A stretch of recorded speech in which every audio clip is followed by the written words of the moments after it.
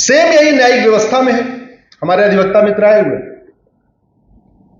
Canada में rent का मुकदमा एक डेट में खत्म होता है, एक डेट में। आप अपने कागज दिखा दीजिए, केवल यह देखा जाता है कि जो आपने एग्रीमेंट किया था वो एग्रीमेंट जेन्युइन है या फेक है।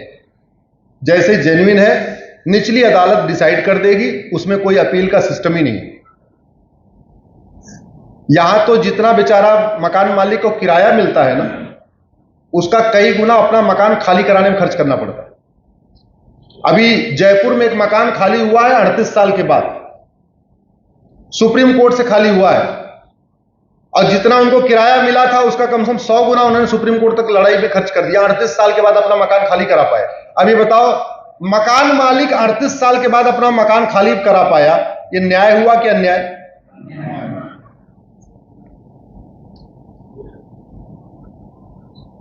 जब कोई विवाद होता है उसमें एक पीड़ित होता है, एक होता है जो लाभार्थी होता है। जमीन पे कब्जा हुआ, जो दबंग होगा, माफिया होगा, वो चाहेगा जमीन का मुकदमा लंबा चले। जिसकी जमीन होगी वो चाहेगा जल्दी से मुकदमा खत्म हो जाए, मेरी जमीन वापस हो जाए। मुकदमा लंबा चलता है कि जल्दी खत्म होता है? तो न्यायिक व्यवस्था उस माफिया के पक्ष में है या वो गरीब के पक्ष में है? बलात्कार होता है तो जो पीड़ित होती है, जो पीड़ित का परिवार होता है, वो जल्दी से जल्दी बलात्कारी को सजा हो जाए। लेकिन बलात्कारी चाहता है मुकदमा बहुत लंबा चले। वर्तमान व्यवस्था में मुकदमा लंबा चलता है कि जल्दी होता है? तो वो पीड़ित के पक्ष में है, बलात्कारी के। जोर से बोलिए जरा। घूसखोर चाहता है जल्दी मुकदमा खत्म हो जाए, मुकदमा लंबा चले, और मुकदमा लंबा चलता है यानी न्यायिक व्यवस्था घूसखोरी को सपोर्ट कर रही है। जमाखोर चाहता है, मिलावटखोर चाहता है, कालाबाजारी करने वाला चाहता है मुकदमा लंबा चले, और मुकदमा लंबा चल रहा है, इसका मतलब न्यायिक व्यवस्था उसके साथ उसको सपोर्ट कर रही है। एक व्यक्ति, न्यायिक व्यवस्था कैसी सड़ चुकी है इसको आप समझिए। एक व्यक्ति खुलेआम कहता है 15 मिनट के लिए पुलिस हटा लो, हिंदुस्तान से हिंदुओं को खत्म कर दूंगा। आपको ध्यान है? सुना वीडियो आपने? आज भी यूट्यूब पे है, और सबूत के अभाव में बरी हो जाता है। अरे भैया, इससे बड़ा सबूत और क्या चाहिए? वो कह रहा है 15 मिनट के लिए पुलिस हटाओ, हिंदुस्तान से हिंदुओं को खत्म कर दूंगा। अब क्या हिंदू खत्म हो जाते तब सबूत मिलता? मतलब धमकी देना कोई अपराध ही नहीं है। और कानून कितना घटिया है, कौन कहे उसको सजा होने को, वो विधायक बन के बैठा हुआ। अब एक व्यक्ति जिसने धमकी दिया हिंदुस्तान से हिंदुओं को खत्म कर दूंगा, वो विधायक बन गया। अगर उसको सजा होती तो दोबारा कोई ऐसी धमकी नहीं देता। सजा नहीं हुई तो 150 और लोगों को उसने प्रमोट किया कि काम करो, ऐसे तुम भी धमकी दो। नहीं सांसद तो पार्षद प्रधान तो बनी जाएंगे। जो देश में धमकी का दौर चल रहा है, किसी का एक सवाल था कि ये जो धमकियों का दौर चल रहा है, जो इस तरीके का क्यों हो रहा है? इसलिए हो रहा है, स्पीडी जस्टिस सिस्टम नहीं है। 1 साल पहले 900 ग्राम गांजा मिला, साल भर के अंदर फांसी। अब सिंगापुर में कोई गांजा बेचने की हिम्मत नहीं करेगा। यहां 9-9 कुंटल गांजा मिल रहा है, सबका उसमें शेयर हो रहा है, थोड़ा थोड़ा उसमें सबको बंदर बांट हो रही है। तो स्वाभाविक सी बात है, गांजा बिकना बंद नहीं होगा। अगर आज की डेट में हमसे पूछिए तो भारत की 80% समस्याओं का रूट काज करप्शन और पॉपुलेशन एक्सप्लोजन है। करप्शन और पॉपुलेशन एक्सप्लोजन को रोका जा सकता है। दुनिया के कई देशों ने रोका है। सिंगापुर ने करप्शन रोका है, चाइना ने पॉपुलेशन एक्सप्लोजन रोका है। इसका मतलब भ्रष्टाचार और जनसंख्या विस्फोट लाइलाज समस्या नहीं है। इसकी दवाई है, हमारी दवा घटिया है। हमारी दवा घटिया है, इसलिए न भ्रष्टाचार रुक रहा, न जनसंख्या विस्फोट रुक रहा है। हमारी दवा घटिया है, इसलिए अवैध घुसपैठ नहीं रुक रही है। हमारी दवा घटिया है, इसलिए धर्मांतरण नहीं रुक रहा है। हमारी दवा घटिया है, इसलिए लैंड जिहाद हो रहा है। हमारी दवा घटिया है, इसलिए बच्चियों की तस्करी हो रही है।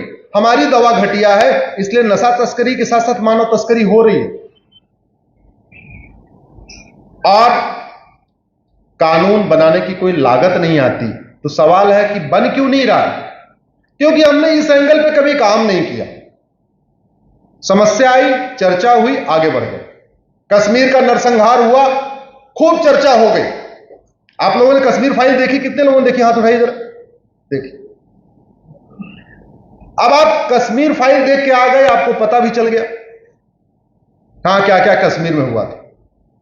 कभी आपने ये सोचा कि जिन लोगों ने किया उसमें कितने लोगों को फांसी हुई?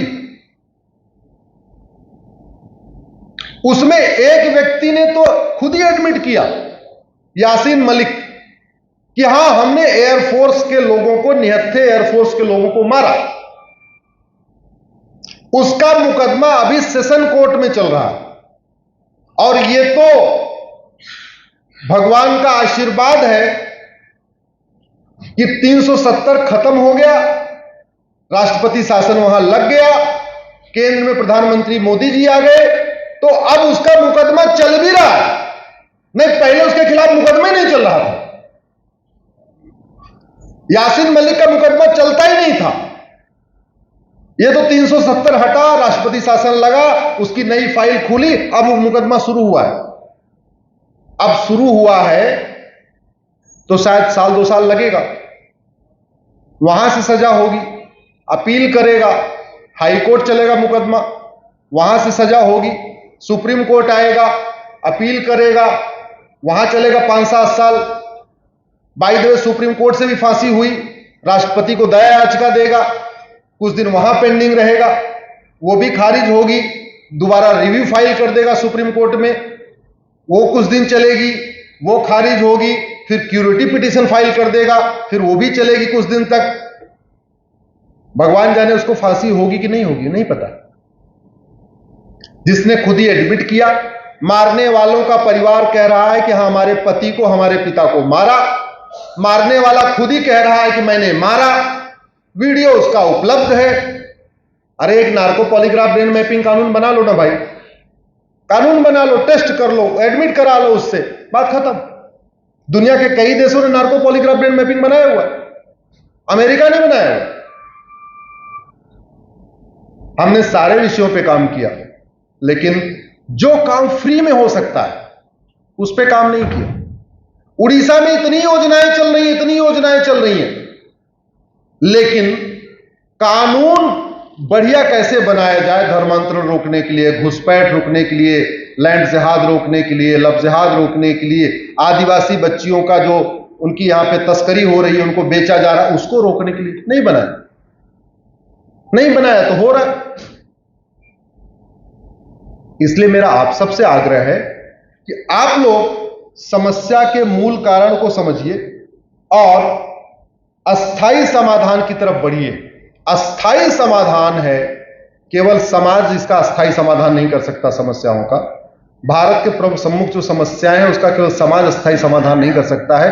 सरकारों को करना पड़ेगा, सांसदों को करना पड़ेगा, विधायकों को करना पड़ेगा और कानून बनाना पड़ेगा। अगर कानून तगड़ा होता तो कभी कश्मीर नहीं जलता, और कश्मीर जल भी गया तो बंगाल नहीं जलता, बंगाल भी जल गया तो केरल नहीं जलता, केरल भी जल गया तो मणिपुर नहीं जलता, मणिपुर भी जल गया तो आपका मेवात हरियाणा नहीं जलता। ये लगातार एक के बाद एक जलते चले जा रहे हैं और उस आग की लपट एक बार आप लोगों के घर तक पहुंच जाएगी। क्यों? क्योंकि दवा नहीं बदली जा रही।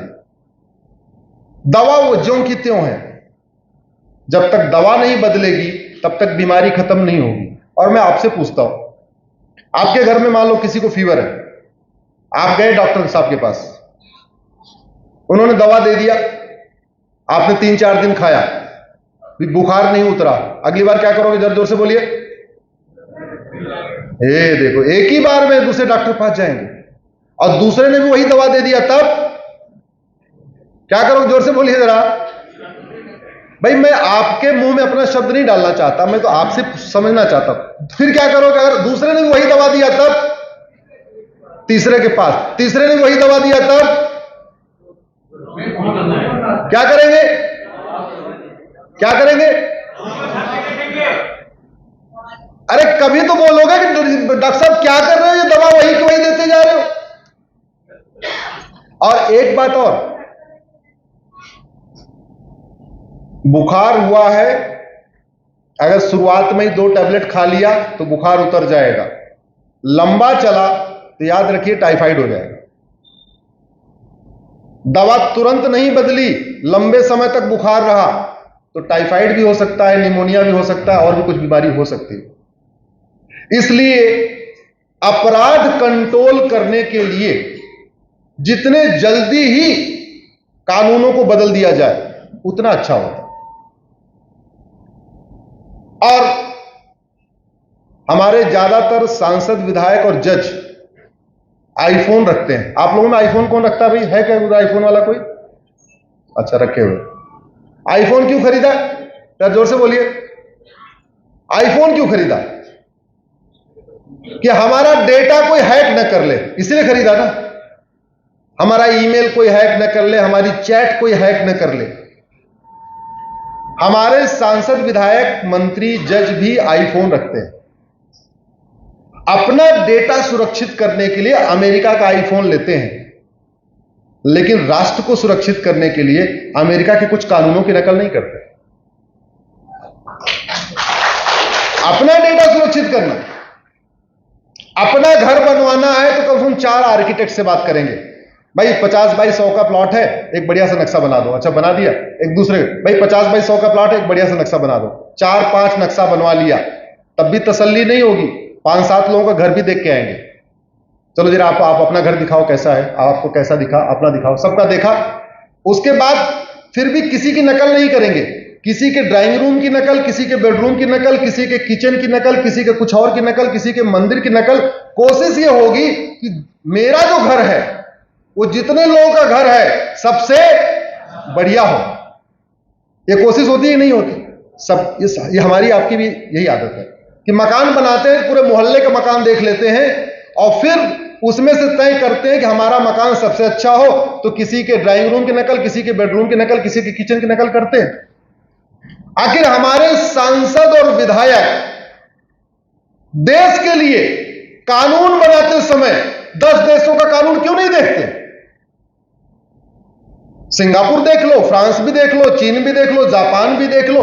जहां भ्रष्टाचार का कानून बना है, मान लो बनाना है, तो देख लो पूरी दुनिया में कौन कौन से देश में भ्रष्टाचार नहीं है, उनकी देख लो, उनकी नकल मार दो। सरतन से जुदा के खिलाफ अगर कानून बनाना है तो ये देख लो दुनिया में कहां सरतन से जुदा नहीं होता, कहां नारे नहीं लगते, वहां के कानून की नकल कर दो। जनसंख्या विस्फोट रोकना है, नकल कानून बनाना है, तो देख लो कहां पे चाइना ने कैसे रोका, बाकी देश कोरिया ने कैसे रोका, उनका कानून क्या है, देख लो, नकल कर लो। नकल करने में कोई बुराई थोड़ी है, नकल करने में कोई बुराई नहीं। जहां राष्ट्र के लिए नकल करना है, राष्ट्र को सुरक्षित करने के लिए नकल करना है, देश की बर्बादी को रोकने के लिए नकल करना है, भारतीय संस्कृति को बचाने के लिए नकल करना है, भारतीय परंपरा को बचाने के लिए नकल करना है, भारतीय ज्ञान विज्ञान को सुरक्षित करने के लिए कुछ करना है, वसुधैव कुटुंबकम को बचाने के लिए करना है, तो देखने में क्या दिक्कत है? अमेरिका देखिए, चाइना देख लीजिए, फ्रांस देख लीजिए, सिंगापुर, ये 10-15 देश हैं जहां अच्छा जुडिशियल सिस्टम है, जहां अच्छा पुलिस सिस्टम है, जहां अच्छा एजुकेशन सिस्टम है, वहां देख लीजिए, कॉपी कर लीजिए। और जिन राष्ट्रों में पुलिस सिस्टम और जुडिशियल सिस्टम अच्छा है, वहां बहुत तेजी के साथ डेवलपमेंट होता है। जहां भ्रष्टाचार कम है और जल्दी से जल्दी सजा मिलती है, वहां डेवलपमेंट बहुत तेज होता है। इसका जीता जागता उदाहरण है दुबई। 50 साल के पहले दुबई रेगिस्तान था, कुछ नहीं था दुबई में, सिंपल रेगिस्तान। आज 50 साल के अंदर पूरी दुनिया दुबई में अपने ऑफिस खोल रही है। भारत के बहुत सारे लोगों ने अपने वहां फ्लैट खरीद लिए, वहां के रेजिडेंट हो गए, घूमने जाते हैं। 50 साल पहले जहां रेगिस्तान था, आज वो वर्ल्ड का सबसे बड़ा टूरिज्म सेंटर हो चुका है, सबसे बड़ा कारपोरेट हब हो गया। सारी बड़ी बड़ी कंपनियों ने अपना ऑफिस खोल दिया, भारत के लोग घूमने जा रहे हैं, पूरी दुनिया वहां घूमने आ रही है, बुर्ज खलीफा देखने जा रही है। जबकि ना उनके पास अच्छा मिस्त्री, ना उनके पास अच्छी टेक्नोलॉजी, कुछ ना उनके पास रॉ मटेरियल, ना उनके पास ढंग की पानी, ना उनके पास पूरी बिजली, सब कुछ उन्होंने अपना अलग अलग लोगों से अपना करके किया। उन्होंने क्या किया, उनको अपना करप्शन और क्राइम खत्म किया, कठोर कानून बनाया, भ्रष्टाचार अपराध के लिए स्पीडी जस्टिस सिस्टम किया, और दुनिया के अच्छे अच्छे टेक्नोलॉजी की जो टेक्नोक्रेट थे उनको हायर किया, उसे बनवा दिया, बुर्ज खलीफा बनवा दिया, पूरी दुनिया देख रही है आज की डेट में। हमने ये काम नहीं किया। दुबई का बुर्ज खलीफा बनाने वाले भारतीय हैं। दुनिया की जितनी बड़ी कंपनी चल रही हैं उनको चलाने वाले आज की डेट में भारतीय हैं। गूगल से लेके एप्पल से लेके जितनी बड़ी कंपनी है। सवाल यह है कि भारत में क्यों टिके, वहां क्यों चले गए? पहली बात तो यहां air pollution, water pollution, noise pollution, साथ पॉलिटिकल पोल्यूशन बहुत है, बहुत पॉलिटिकल पोल्यूशन। लोग परेशान है, अच्छे लोग नहीं करना चाहते। आप ही लोगों में बैठे हुए हैं। पुलिस के थाने में शिकायत करने से आपको जाने से डर लगता कि नहीं? ईमानदारी से बताइए। आपको थाने से गुजर के अंदर घुसने में आपको हिचकिचाहट होती कि नहीं? लेकिन जो गुंडा बदमाश मवाली है उसको कोई हिचकिचाहट नहीं है। ईमानदार व्यक्ति थाने जाने से डरता है, जबकि थाना हमारा प्राइमरी सुरक्षा केंद्र है, प्राथमिक सुरक्षा केंद्र। जैसे एक प्राथमिक स्वास्थ्य केंद्र होता है ना, प्राइमरी हेल्थ सेंटर, वैसे थाना हमारा प्राथमिक सुरक्षा केंद्र है कि भाई कोई दिक्कत है थाने में आओ, अपनी बात लिखवाओ, काम होगा। लेकिन डरते हैं लोग। आज की डेट में उसका मूल कारण है भ्रष्टाचार। ठीक ठाक लोग न प्राथमिक सुरक्षा केंद्र पे जा रहे हैं थाने पे, न प्राथमिक स्वास्थ्य केंद्र पे जा रहे हैं। मूल कारण है भ्रष्टाचार। भ्रष्टाचार का मूल कारण है घटिया कानून। इसका एक ही इलाज है जिस पे मैंने कल भी चर्चा किया था, one nation one tax. One nation one tax लागू हो जाए, भारत का 80% भ्रष्टाचार खत्म हो जाएगा। वन नेशन वन टैक्स लागू हो जाए, politics no profit no loss हो जाएगी। अभी पॉलिटिक्स बहुत ज्यादा फायदेमंद धंधा है। 5 करोड़ लगाओ, 5 साल में 50 करोड़ कमाओ। इसका इलाज है वन नेशन वन टैक्स। आज की डेट में संभव है। मैंने PIL भी किया है, PIL मेरी एडमिट भी हो गई है। हमने मांग किया है कि 100 रुपए से बड़ी नोट सब बंद कर दीजिए। डिटेल अब नहीं बता सकता आपको,